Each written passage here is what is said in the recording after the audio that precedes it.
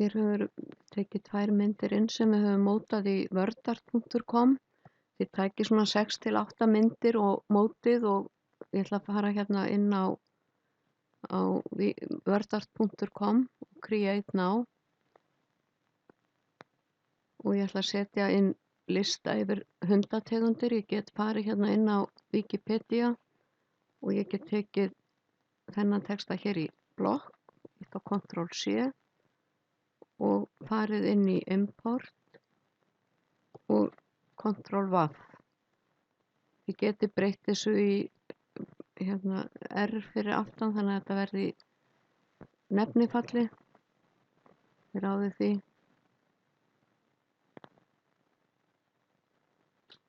Og import words. Þið geti breytt svo ef þið viljið. Þið geti haft allt í hástöfum eða allt í lágstöfum. Þið hafa þetta hér eða hafa fyrsta stafinn stóran. Ég ætla að velja útlit, fara hérna í shapes og velja animals. Ég ætla að velja þetta hér og fara í visualize.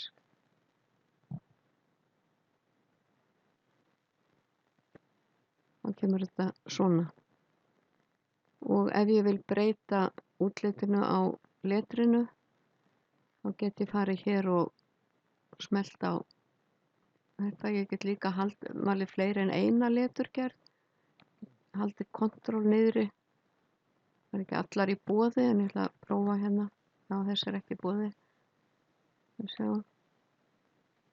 Velja þessar leturgerðir. Og ég ætla að fara hérna í visualize.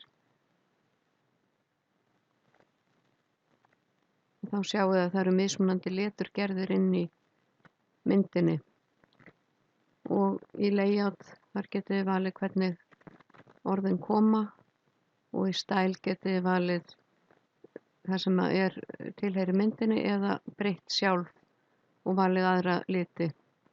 Svo hér ef ég vil taka þennan brúna út, setja þennan bláa í staðinn, bætt honum hér við, segi close, þá hefur þetta breyst. Ég ætla að hafa þetta svona en endilega prófið ykkur áfram og skoðið og til að sækja myndina þá velja annarkvort standard PNG eða standard JPEG. Þetta kostar hérna. Ég ætla að prófa að velja þetta hér.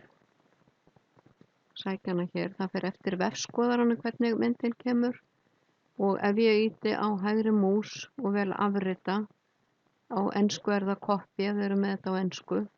Og ég fer inn í Word-skjalið og ég lími þetta, Ctrl+V og ég ætla að minnka myndina. Ég get annarkvort dregið hér inn að miðju eða farið í picture format og valið breidd eða hæð.